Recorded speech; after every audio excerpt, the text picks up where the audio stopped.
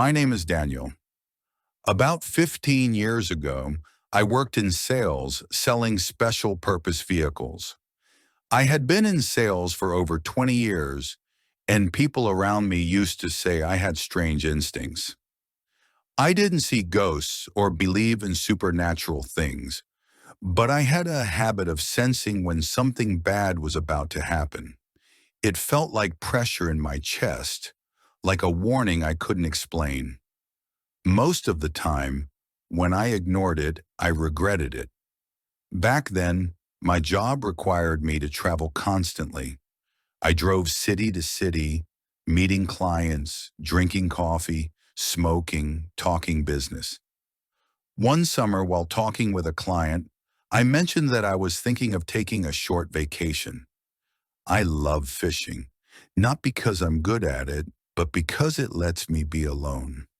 The client smiled and told me he knew the perfect place.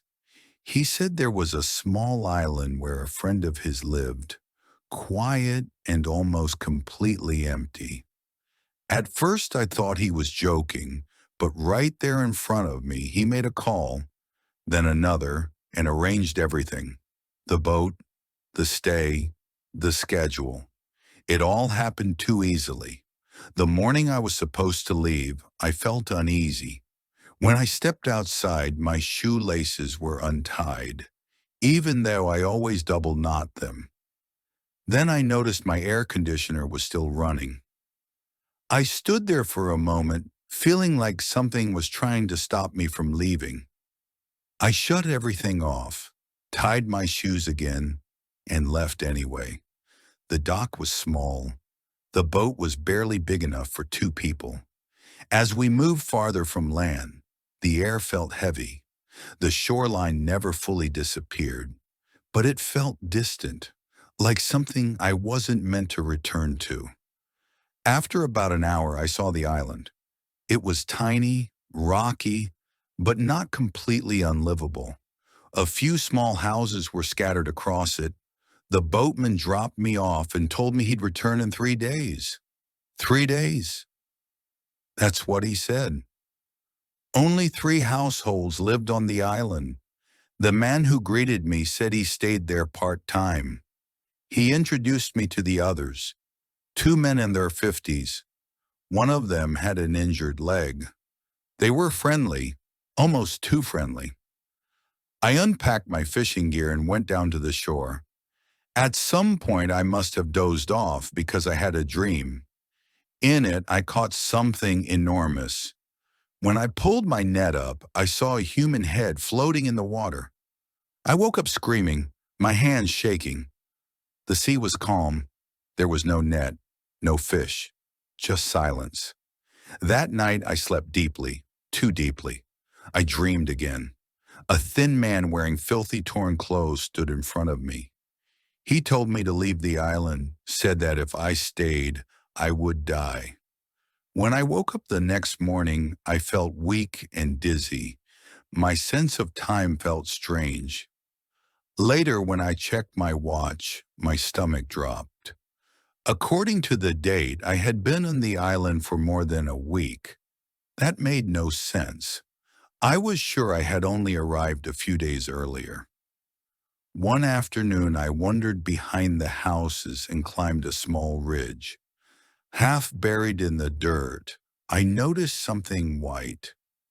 Teeth. Human teeth.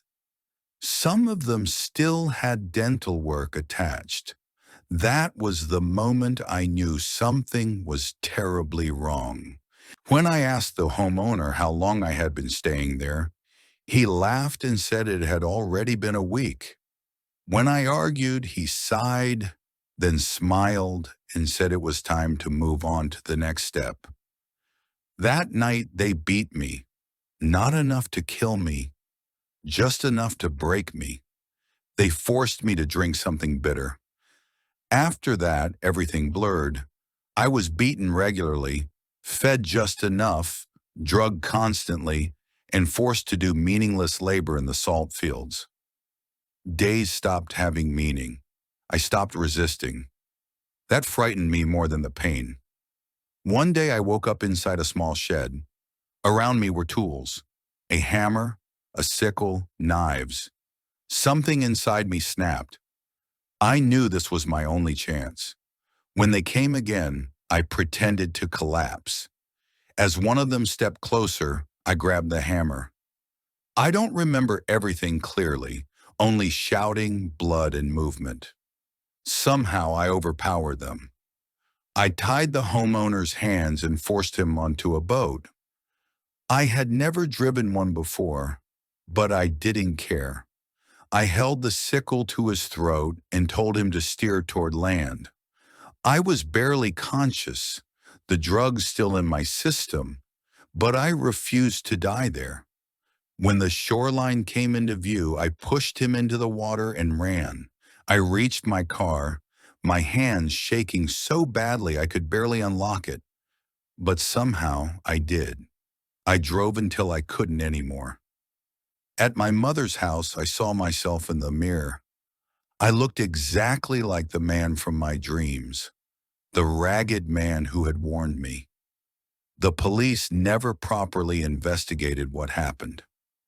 Years later, news broke about slave labor islands, where people were drugged, beaten, and turned into obedient workers. That was when I understood. If I had stayed any longer, I wouldn't have escaped. I wouldn't even have tried. People ask me if I believe in ghosts now. I tell them this: I would rather meet a ghost than face what humans are capable of. Some places aren't haunted by spirits. They're haunted by people.